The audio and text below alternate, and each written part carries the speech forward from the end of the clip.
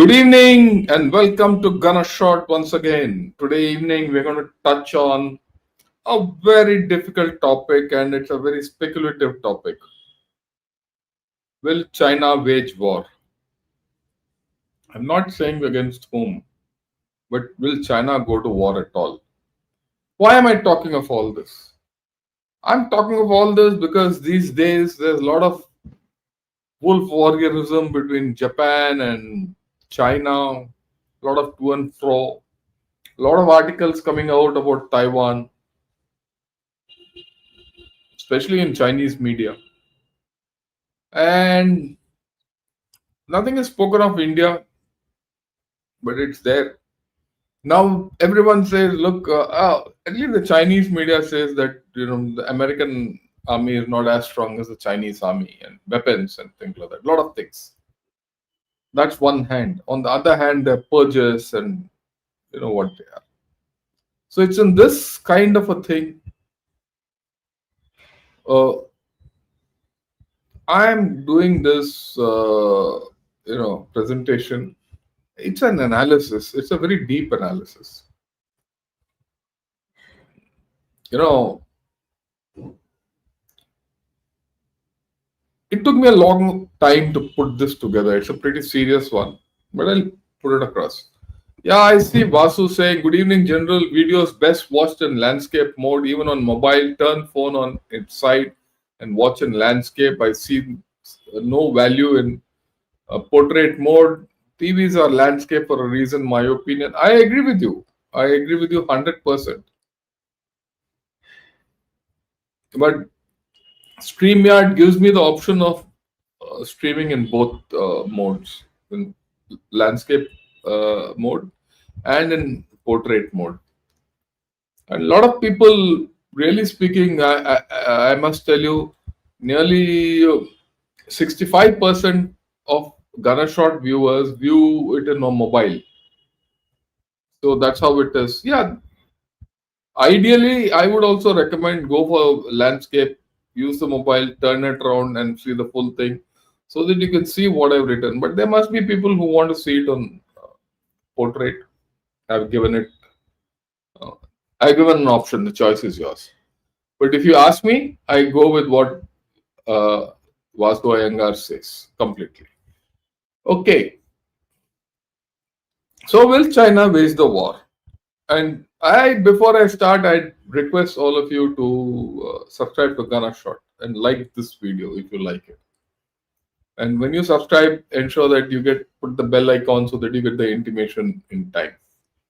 So this is going to be a long affair. So let's cut to the chase. Look at this cartoon. I picked this cartoon. It's a black and white cartoon. It took me a long time. And look at it here. The Russian bear is crying with Ukraine, the porcupine on its table. And when the skeleton of war offers Taiwan as a dish, the dragon says, not hungry at the moment. This cartoon is of, 2 years vintage, but it conveys hell of a lot. That's why I picked it up for my thumbnail. Right? Now, when you start assessing China, whether it will go to war or not, and if, why will it go to war? Against whom, I'm not going to analyze. Let's first look at the history. 1950, China intervened in the Korean War. That time, China's society and economy were in dumps. Civil war. Just after the Civil War. By the time of armistice, 1953, China suffered 500,000 casualties, 500,000, without any perceptible gains. Neither the Americans could go 30th parallel, it's still there. 500,000 of people dying in a war, is it acceptable today? 1962, PLA attacked India. Okay. And And this was a time when most of the PLA's senior officers were purged by Mao Zedong, and yet it went into this war.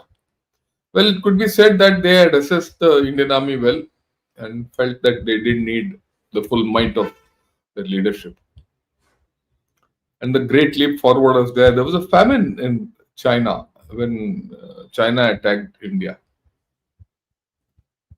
But again, if you look at it, what did they get at the end of the day? They got that land in Aksai, but they made an enemy out of the second most populous nation on earth at that time itself. It's continued. It's never come out. To me, that's a huge geostrategic faux pas. Okay. Then look at 79. Now, PLA was not prepared, but yet it was sent into Vietnam. And they suffered a huge amount of casualties, 31,000. Just 1 month of fighting. And why did they go into Vietnam? To force a recoil on Vietnam forces which were in Cambodia. But they didn't quit Cambodia, Vietnam. They quit only in 1980. What's the story? Why am I saying of this history?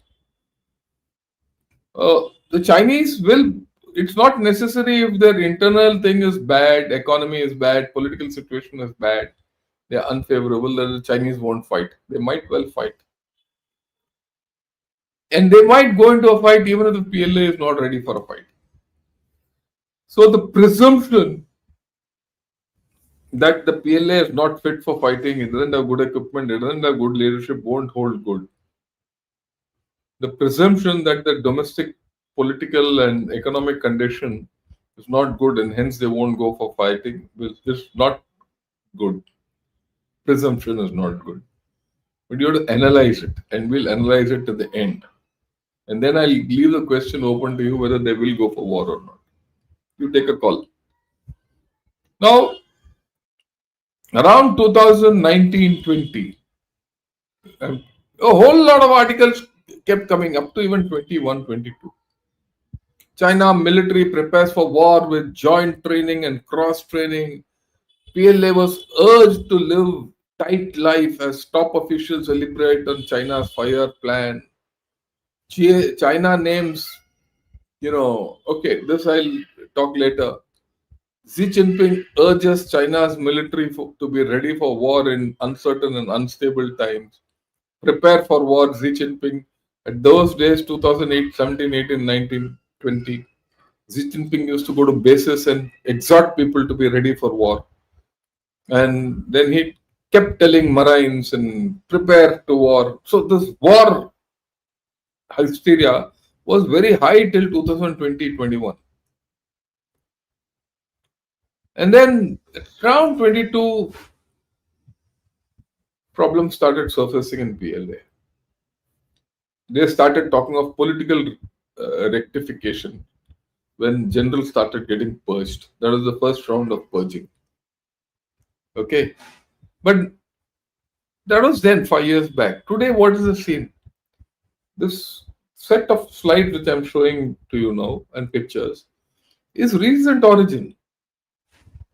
PLA shows first footage of J-11 drone working with crewed J-20 fighter. Unmanned systems. 10 days back. This is being put out. Okay. China's nuclear power carrier can add railgun, other futuristic weapons. So they're thinking ahead, next generation weapons. And they have a 5-year plan to close the nuclear gap with US and Russia. All cutting edge technologies, top of the line thinking. Then this came about 3 days back. China could win a contest with US even before a shot is fired. That's what the strategists claim. So China is so strong. So it's ready to go to war if you go to this. What about the new aircraft carrier? It will tilt the power balance in the Western Pacific. So is it propaganda or is it the conviction they can do all this? Or is it this conviction being put across in a propagandistic manner to deter others from, even thinking that they can do anything? And then articles like the unification of Taiwan has entered the fast lane. It can happen anytime. And that unification, the fast lane, is not going to happen with the non-military methods, through military methods. Then the PLA has come out with a whole lot of articles. It's a frequent US, Japan, ROK military exercises disrupt regional security. They keep warning all these nations. And of course, in Taiwan, about Taiwan, the reunification of the motherland is inevitable and irresistible. And they come out with some sickly looking cartoons. Right? China voices confidence of safeguarding homeland after release of high resolution Taiwan satellite images. This article, if you read, it talks of Taiwan as the homeland. And they want to safeguard that. Now they've started mapping Taiwan fully. Preparation for Taiwan is going full steam ahead. If it's going full steam ahead, is something cooking. These are the questions, right? And they also started warning Australia that there are strategic intentions between Australia's investment in new defense zone, which they feel is South China Sea. All these analyses are coming out. Then, of course, China is furious about Takaichi, who met the Taiwan leader during APEC meet, ex vice prime minister. And then that thing which came out which said we're going to cut 4 heads off, or we're going to cut that filthy head of the Chinese lady, not Chinese, the Japanese lady. So all these things are coming out. So after 2021, 22, I'm now seeing in 25, I won't say there's a war hysteria, but as much as telling everyone that we have better weapons, or USA is declining militarily, you can't stand up to us, all that. And then there belligerent voices about Pakistan, not Pakistan, Japan and Taiwan. Okay, so things are, I won't say benign, but something is on, something is in the air. Will it turn into a fracas? Will it turn into a war? Is to be seen, and we will take an assessment of that. Now, part of the purge, therefore, Chinese universities also banned, because the Chinese universities were involved in rigging, and as per this report, and procurement, all that. So the purge is quite widespread. I'm not going over the whole purge, but the purge is accompanied by other chaps. Biggest, Asia Times says biggest ever PLA purge. Do anti-Z coup plots or fears explain it? How do you explain this purge? Is it against corruption? Is it against political intent of these chaps? So we don't know. We don't know fully. But it's a mix of all. So if that is the case, will he go to war or not? We don't know. Now, this article came out in Financial Times just about 3-4 days back. It says Xi Jinping's purge of military officers raises doubts about China's readiness for war. So he says China is not ready for war. So, but the history tells you something else. And there's a new angle which is built into this. He says, look, Xi Jinping came for the nuclear carrier, and not nuclear carrier, the newest aircraft carrier Fujian. But there were three officers who were critical in the naval chain of command who were not there. There's a new purge. There was no sign of Navy Commander Admiral Hu Jiongming or Admiral Wu Yanan, commander of the Southern Theater, and the regional command's political commissioner, uh, Admiral Wang Wenquan. So the naval chief, Southern Theater commander, and the political commissar, all three were missing when when the aircraft carrier was being inaugurated by Xi Jinping. So that's yet another coup after Hu He Widong and all happened before the plenum, third plenum, fourth plenum. So what's happening? If the Southern Theater commander is sacked and your naval commander is sacked and your political commissar is sacked, are you ready to go to war? You might be, but we'll have to see. Now, that FT article says the purge now encompasses a large number of figures, all of them who held vital command roles. Now, there is a speculation within China. Yeah, how do the chaps train when the commanders are not there? Is it ready to fight? Right? Most of those chaps who are missing are under investigation or they've lost their jobs or something. So the top leadership is in a complete mess in China. Right? There's more. This FT says, he says heads of all but one of PLA's five regional commands are currently unaccounted under investigation. Can you imagine? Four regional commanders are missing, unaccounted, under investigation. We don't know who. After all, they have those four Eastern, Southern, Western, Central. All out of these, one is missing. Except one, others are missing. Navy and ground force commanders have also been sacked after rocket force commanders. I mean, the way I look at it, the entire operational command structure of the PLA is missing today.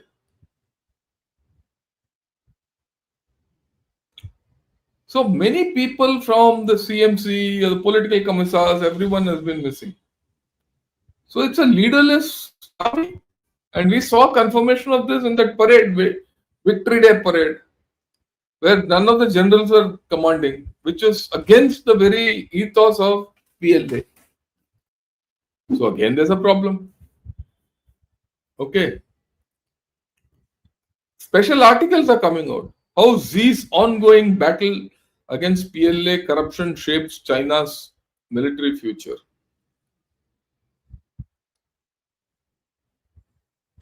Top PLA heads have rolled, but China's hunt for corrupt military officials may be here to stay. So more is coming. Can the army fight if such a thing is happening to it?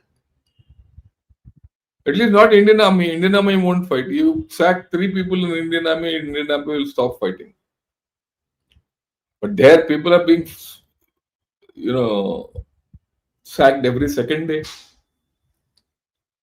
And historically, Chinese have, kept on fighting despite all this happening. We saw that in Vietnam. We saw that in China, in Korea. We saw that in India, 1962. So there is, this enigma about the Chinese capability to fight needs a little more analysis.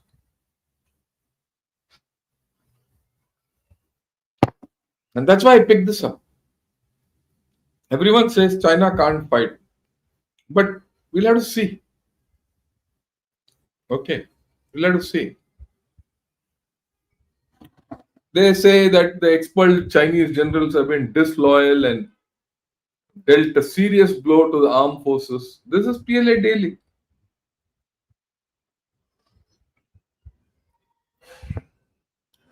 What is it? Reality.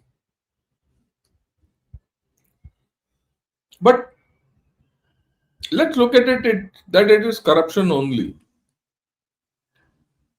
If there's only corruption in the weapons procurement and weapons are substandard in nature and not as per propaganda, then the government and the party will be hesitant to go to war.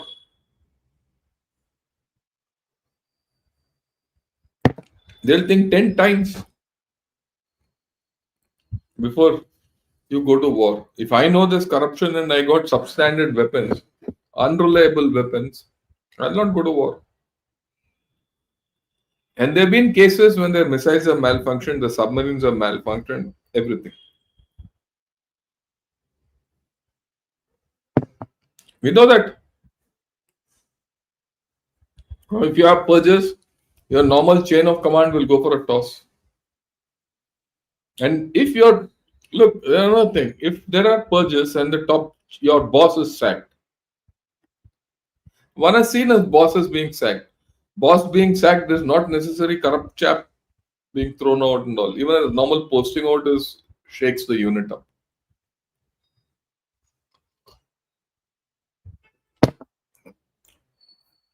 When you remove the leadership, everyone down the line is worried. What will be my future? Will they function? Junior officers will not take initiative. These are facts. Every army is a living being. Then there are the technical things. PLA is the decision making is completely centralized, and today's multi-domain operations and modern day weapons and joint operations, they demand decentralization. There are odds.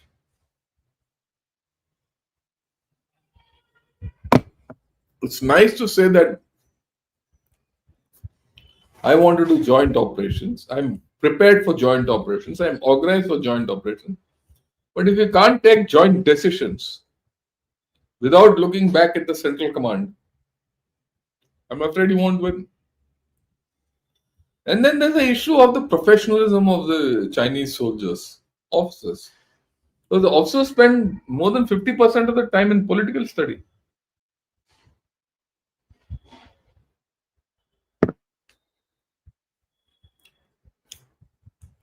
And any army where the leaders are poor will lose.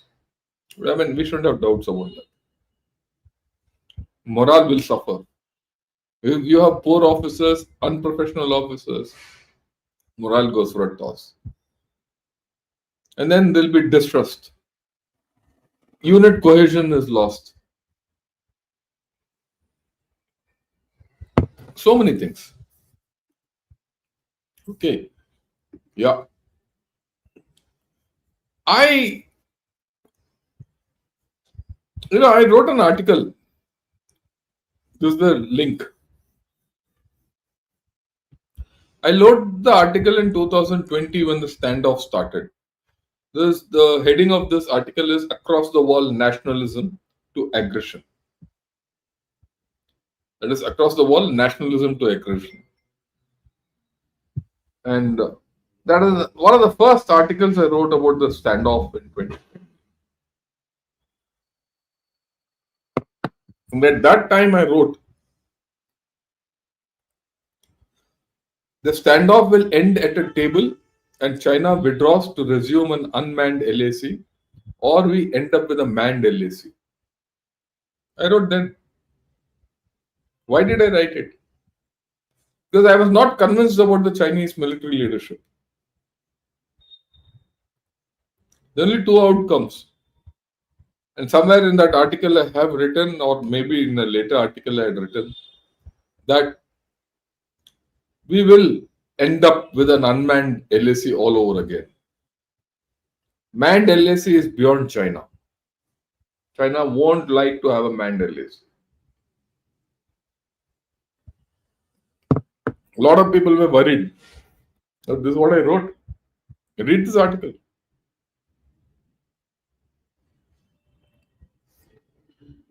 And I wrote about the purges at that time because the purges are taking center stage these days.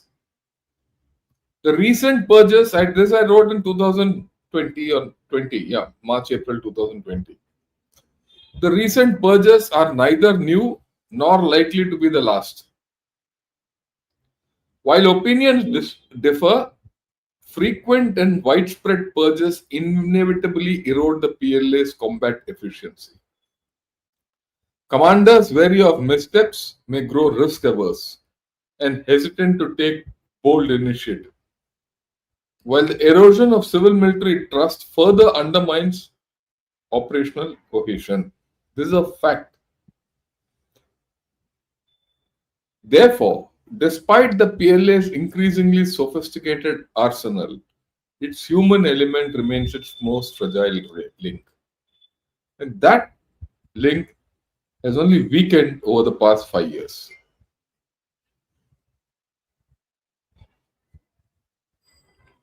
Understand that. I also wrote the geopolitical and internal scene for China is changing rapidly. New societal, geoeconomic, and geostrategic issues are cropping up, which were not even on the horizon last year. That is, last year meant 2019. Throughout 2019, China was externally focused, expansionist, and aggressive. There's a subtle shift. China is being forced to focus internally. Mind you, I wrote this in 2020 that the Chinese are being forced to focus internally. You can go to the link, it's there in my website.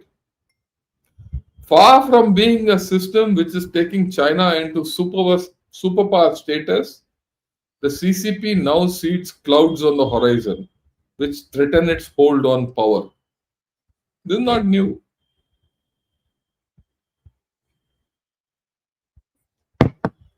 And this is something prophetic I wrote then, and it stands good even now.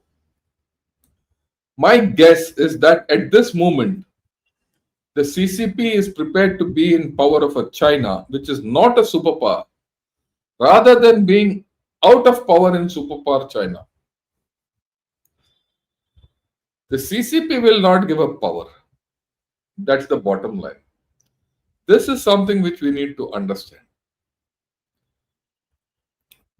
China, they had not bothered whether it's a superpower or not. CCP has to be in power. If China becomes a superpower and in the process the political system changes and CCP is not in power, they don't want it. They'll ensure that China is not a superpower.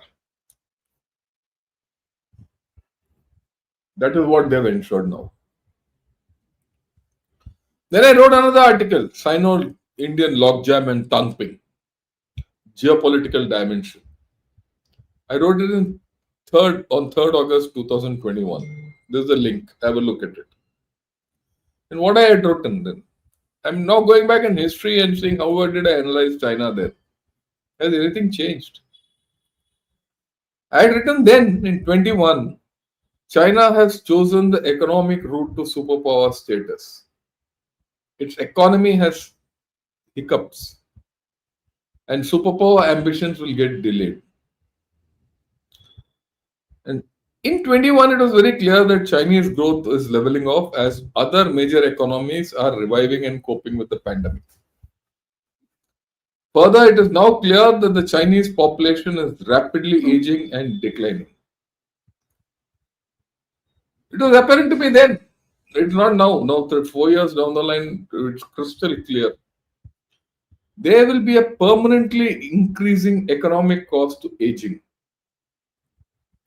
In 5 years, China will have to take a call as to how militaristic it wants to be. Aging and declining populations full of single children tend to be pacifist. Japan and Germany, the two most militaristic nations of the last century, turned pacifist through aging. They did not even have to contend with single children or a rapidly declining workforce. This is why I wrote 4 years back. Today, the question is even more acute for Chinese to answer. Can they give me an answer for this? I don't think. If you look at reunification of Taiwan, it has huge problems. What is the political motive for China to embark on a war with Taiwan? To just reunification? We have to understand that victory is not guaranteed.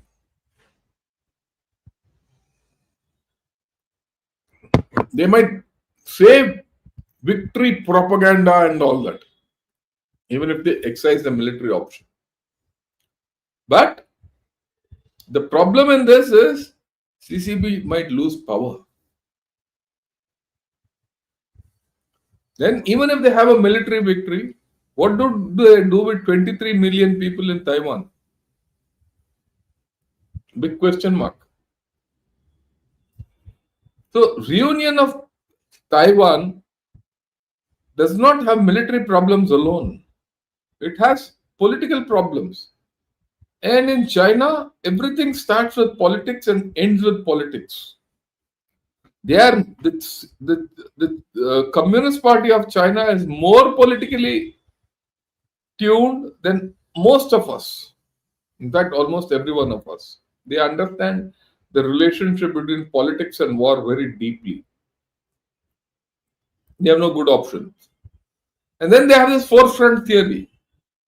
China fears for the forefront theory. I've spoken about this. Their first front is the Korean front.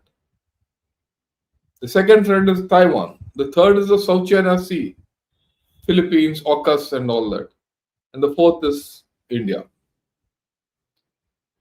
They fear something called the chain reaction warfare.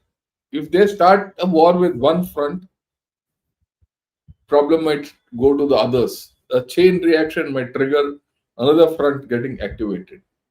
They don't want to get caught in a two front situation. And that is why they are trying to make amends with us along the LAC. Because this is their back door. They're very weak here. In the front door, North Korea is their problem. I keep telling this.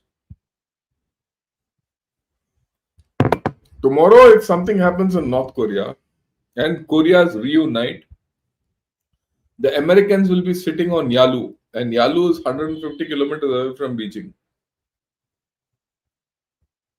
Oh man, they have a lot of problems. To think that China will start fighting a war, no. Then what about Chinese performance? When I say performance, not what happened in Vietnam War or all that. Forget it. You look at contemporary thing. What happened in the Russia-Ukraine war? China, North Koreans sent troops to Russia to fight, not Chinese. Chinese gave them nothing. They said, no, we'll not get involved. What happened in the West Asian crisis? China gets out of that place like without a whimper. They're not prepared to take a stand. They inked a 15-year deal with Iran and abrogated it almost by not helping them.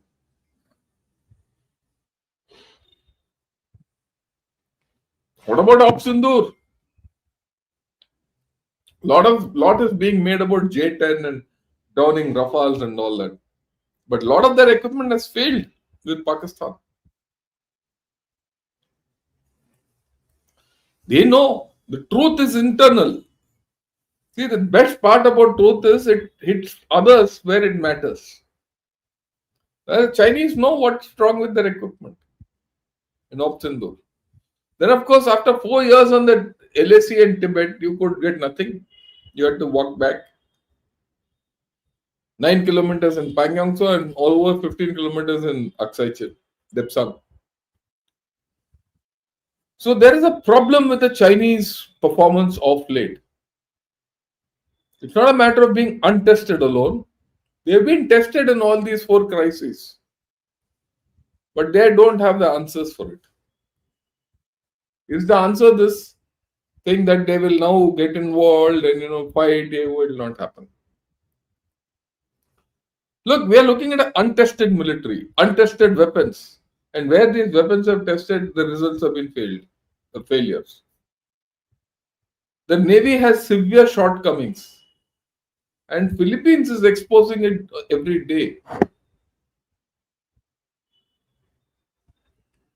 Philippines has very little, but every day you hear that Philippines is outsmarting the PLA Navy. There's a leadership vacuum. There are political issues. The economy is not doing very well. That is why I showed the article in the beginning. Their economy is not slated to grow beyond 4.17% for the next 10 years. There's an article in yesterday in Financial Times which says that the numbers from China are unreliable. We don't know what's happening in China. So their economy is definitely down. So can that economy sustain the Navy? If they sustain the Navy, then the subsidies in sustaining the Navy. So there are problems with China which we don't see, but they know. There are, of course, leadership vacuum, political issues, and economy. A lot of problems for PLA. A major issue. CCP is a party which wants to retain power, not give away power. So wars force you to give power up. That's how it happens. Look at Pakistan. Every war they've lost, the dictator has changed. And then, on about 2008, 9, 10, the talk of short wars. They'll not be kinetic in nature. They'll be electromagnetic in nature and cyber and this and that. What happened? Nothing. The theory of short wars, and all this came from China as a forward thinking of war. It's gone on the ground. Are you able to control the narrative? Very difficult. Because your narrative is not trusted. Your word is not trusted. Then China is paying a huge demographic cost. It can be, they don't want that to be compounded by war where young people die. And last but not the least, China is a country in deflation. If it's in deflation, I still don't understand how it's growing. And there's a problem. So with all these issues, will China go to war? If you ask my view, I doubt. But there's a but always. And this is something which one has to understand. Right? So I'll leave it at that today. These are the questions which have come up in my mind. I thought I'll share it with you. I took you back in history. And I also gave you some of my feelings which of that time so that you understand that my position has not changed. In fact, it has been proven right so far. Right? Okay. With this, I'll take a few questions